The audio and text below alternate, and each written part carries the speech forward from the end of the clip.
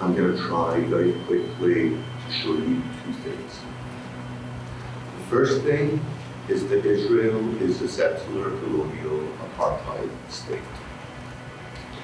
The second thing, which is perhaps more controversial, is the public international law is fine with that. As long as Israel is a well-behaved settler colonial apartheid state, international law has no problem. And that points to a much more fundamental problem that structures all of this debate, that structures all of the unfolding in Palestine.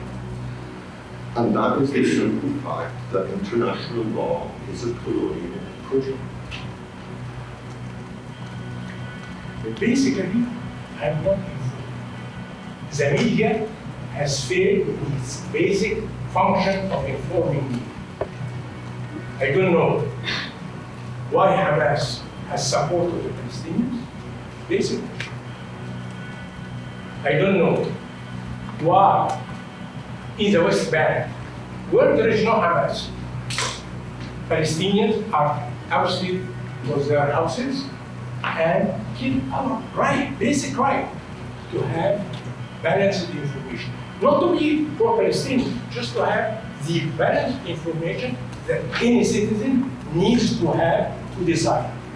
If we get the biased, one-sided, unprofessional information that is shaping our views and that is dehumanizing women. So my question to you, how can we avoid that? Considering that international law has been a key factor in the creation of the state of Israel, in the dispossession of the Palestinian people. Law of armed conflict is a legal regime that was devised to regulate war. Some say to humanize war. That would be a very naive way of looking at the legal system, but at the very least, it's a legal system that is designed to regulate. And the law of armed conflict divides conflicts to international and non-international armed conflicts, with more protections available under international armed conflicts than under non-international armed conflicts. That legal system defines an occupation situation as an international armed conflict. Another customary principle is that attacks against objects indispensable to the survival of civilian population is also prohibited under international law. And I want to come to one final important principle, which is access to humanitarian relief.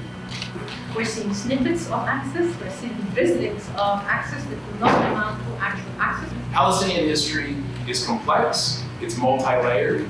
We see that there are multiple forms of resistance, both violent and non-violent, right?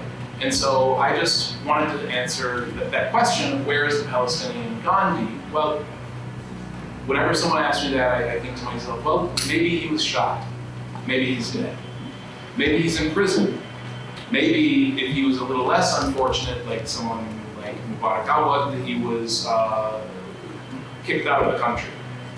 So, yeah, so just a little bit of a footnotes on Palestinian non-violence, and I hope this can be a conversation.